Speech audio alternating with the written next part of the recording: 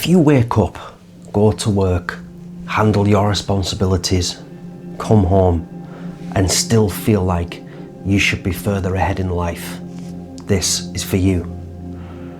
Not because you're failing, not because you're lazy, but because something feels slightly off and you don't talk about it. You just carry it quietly. I've noticed this with a lot of men lately. On the surface, everything looks fine. Job's steady, bills are paid, family's okay. Life isn't chaotic. But underneath that, there's this low-level frustration, a feeling of being capable of more and not quite knowing where that more went.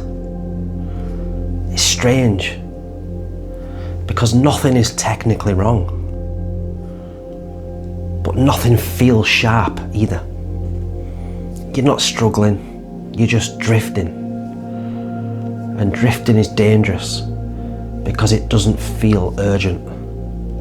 There's no crisis forcing you to change, no dramatic collapse, just slow comfort, slow routine, slow acceptance. And one day you wake up and think, how did I get here? I went through a period like this myself. Everything looked fine from the outside. I was working, staying consistent, doing what needed to be done. But I remember sitting in my van one evening after work, engine off, just staring ahead, and I had this thought: when did I stop pushing myself? There wasn't some big failure, no dramatic fall. I just slowly stopped challenging myself. Responsibilities increased, comfort increased, ambition quietly decreased. And I didn't even notice it happening. That's the part no one talks about.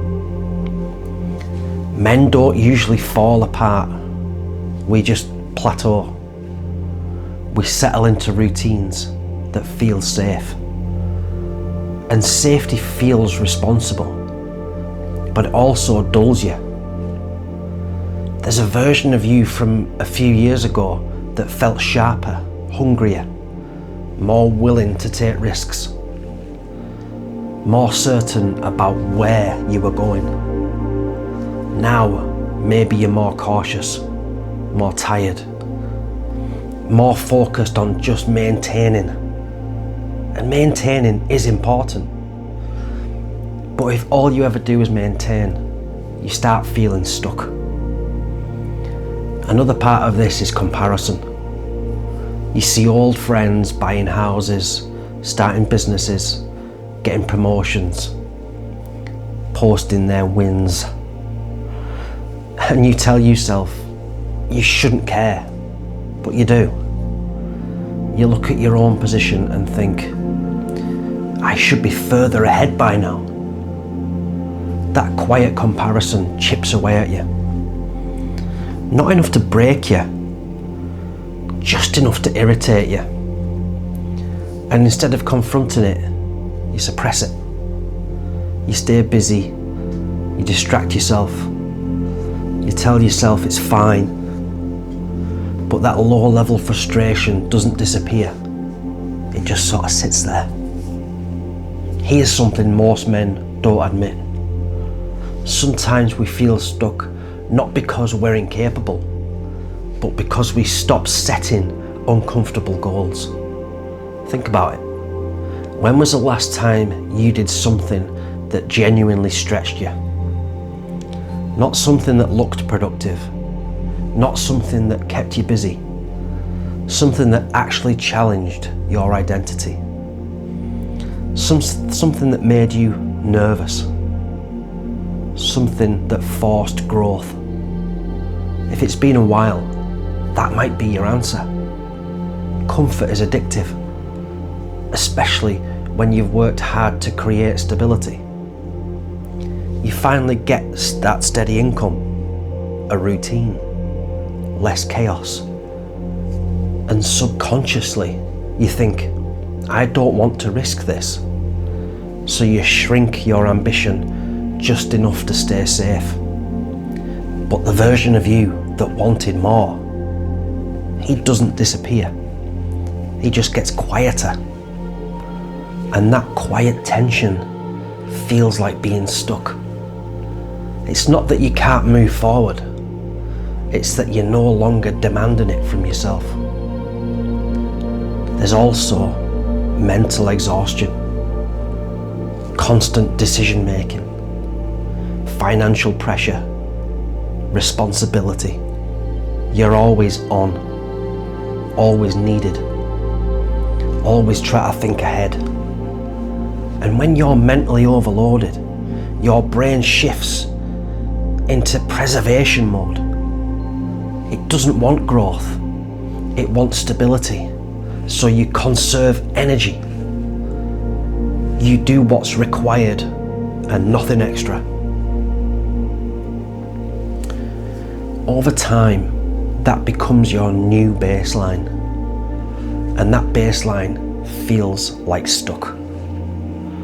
But here's the part I want you to really hear.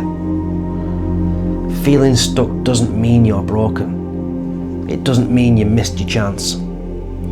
It doesn't mean you're incapable. It usually means you're under-challenged and mentally fatigued at the same time. That combination creates that drift. Not disaster, just drift. And drift can be corrected, but only once you admit it's happening. That's the first step that most men avoid. Admitting, I'm not where I want to be. Because it feels like weakness. But it's not weakness, it's awareness. And awareness is the beginning of strength.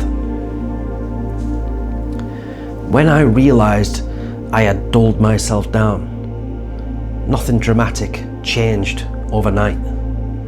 I didn't quit everything. I didn't reinvent my life in a week.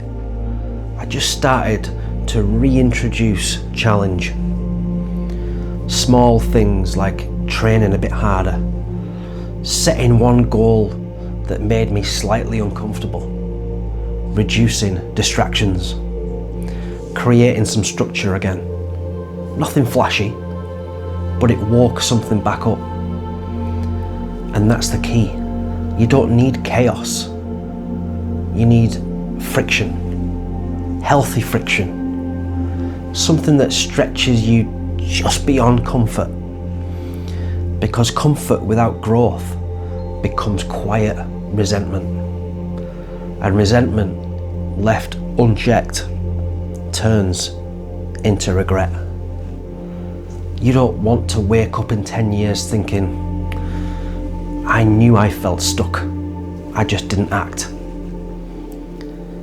You don't need to overhaul your entire life. You just need to stop pretending that you're fully satisfied if you're not.